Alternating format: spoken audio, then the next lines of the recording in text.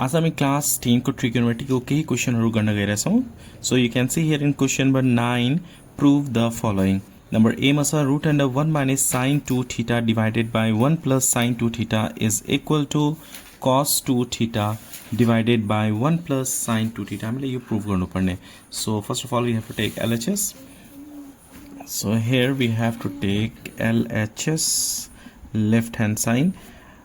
so LHS मा रहेको छ 1 minus sin 2 theta divided by 1 plus sin 2 theta अब हामीलाई यहाँनिर रूट रिमुभ गर्नुपर्ने हुन्छ अब रूट रिमुभ गर्नलाई हामीले के गर्नु पर्यो यसलाई होल स्क्वायर मा कन्भर्ट गर्नुपर्ने हुन्छ सो होल स्क्वायर मा कन्भर्ट गर्नलाई लु हेर्नुस् कसरी गर्ने हो इन द प्लेस अफ 1 को प्लेस मा हामी के राख्ने sin square theta plus cos square theta राख्न सकिन्छ माइनस को माइनस लेख्ने अनि sin 2 थीटा को फर्मुला युज गर्ने sin 2 थीटा को फर्मुला के हुन्छ 2 sin theta cos theta sin 2 theta को फर्मुला हुन्छ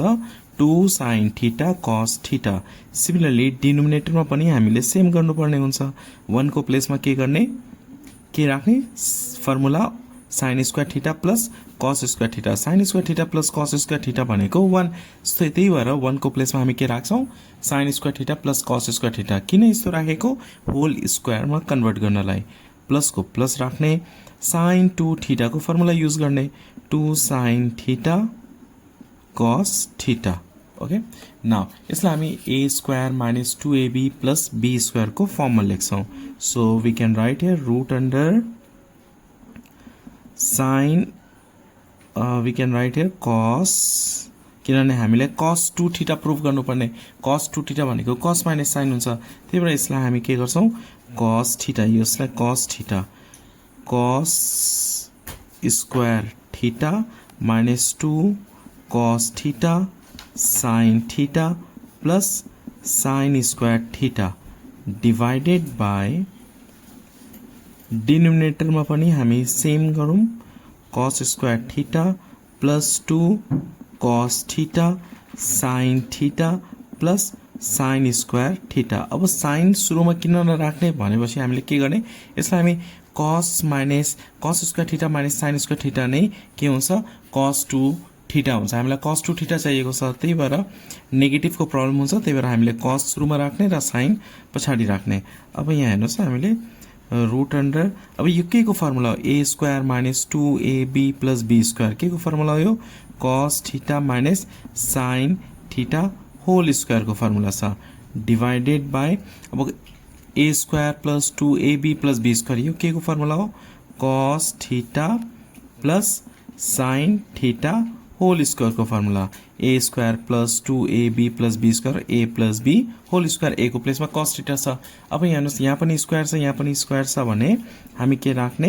होल स्क्वायर राख्नु पर्ने हुन्छ हामीलाई होल स्क्वायर मा राख्ने then only we can reduce this root अब यहाँ नेरी cos theta minus sin theta तल के हुन्छ cos theta plus sin theta अब यो स्क्वायर र रूट के हुन्छ क्यान्सल हुन्छ so remaining cos theta minus sin theta divided by cos theta plus sin theta हामीले के प्रूफ गर्नुपर्ने यहाँनिर cos 2 थीटा प्रूफ गर्नुपर्ने cos 2 थीटा भनेको के फर्मुला आउँछ cos square theta minus sin square theta अब यसलाई स्क्वायर मा हामीले कन्भर्ट गर्नुपर्ने हुन्छ सो स्क्वायर मा लानलाई हामीले के गर्ने रेशनलाइज गर्ने So we can write here cos माथि को रेशनलाइज यहाँ माइनस छ भने प्लस प्लस लेख्ने so cos theta plus sin theta अब यहाँ माइनस लेखेर के हुन्छ होल स्क्वायर हुन्छ हामीलाई त a plus b a minus b चाहिएको छ so we can write a square minus b square त्यही भएर माथिबाट रेशनलाइज गर्ने so cos theta plus sin theta अब हेर्नुस् त न्युमिनेटर यहाँ प्लस छ अर्को माइनस छ यो a square minus b square को फर्ममा भयो a plus b a minus b so we can write here cos square theta minus sin square theta a plus b a minus b भनेपछि a square minus b square अब denominator हेर्नुस् त दुईटा same छ भने हामी के राख्ने होल स्क्वायर राख्ने so we can write here cos theta plus sin theta whole square now अब यो के को फर्मुला हो cos square theta minus sin square theta भनेको cos 2 थीटा को फर्मुला हो डिवाइडेड बाइ यो a + b होल स्क्वायर को फर्ममा छ त्यही भएर हामीले फर्मुला युज गर्ने a + b whole square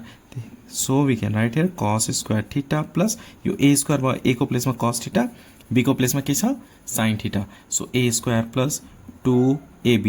ab भनेको cos theta into sin theta plus b square b को प्लेसमा के छ यहाँनिर sin थीटा छ त्यही भएर हामी यहाँ के लेख्ने sin स्क्वायर थीटा लेख्ने so cos 2 theta divided by यो दुईटालाई हामी एउटा प्लेसमा लेख्छौं so we can use formula directly लेख्दा पनि हुन्छ sin square theta plus cos square theta plus हामी 2 cos theta sin theta lie हामी के लेख्छौं 2 sin theta cos theta is equal to